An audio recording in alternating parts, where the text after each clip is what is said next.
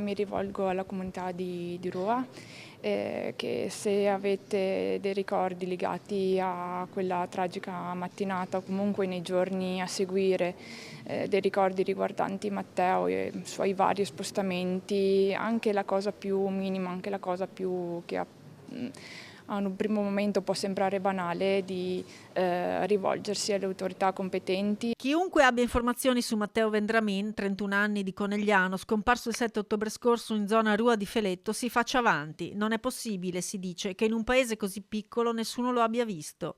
Il punto sulle sue ricerche in mattinata a Conegliano ha evidenziato ancora una volta la necessità di avere più informazioni. La sorella Elena si rivolge poi direttamente a lui, sperando che ascolti e torni a casa, facendogli sapere che l'amore di chi lo attende è immutato. Mi rivolgo direttamente a mio fratello, nella speranza che in questo momento lui mi possa sentire. Parlo a nome mio, ma parlo a nome di tutta la mia famiglia, di tutti i suoi amici, di tutti quelli che lo stanno cercando, che non è solo, che noi aspettiamo solamente che torni a casa e vogliamo solo riabbracciarlo.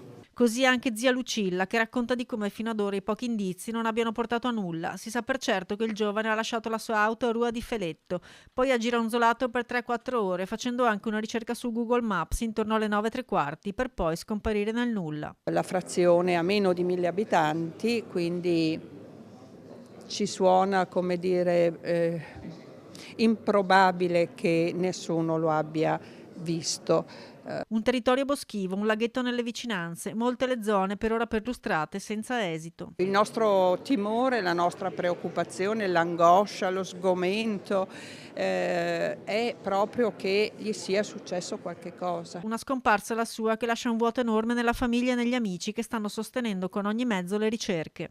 Dare una direzione alle indagini, ma soprattutto, chissà, può rivolgersi anche all'associazione Penelope, che funge da tramite con la famiglia, purché le segnalazioni siano fatte in modo corretto. Sono zia Luci, Matteo, torna, torna, ti prego, torna.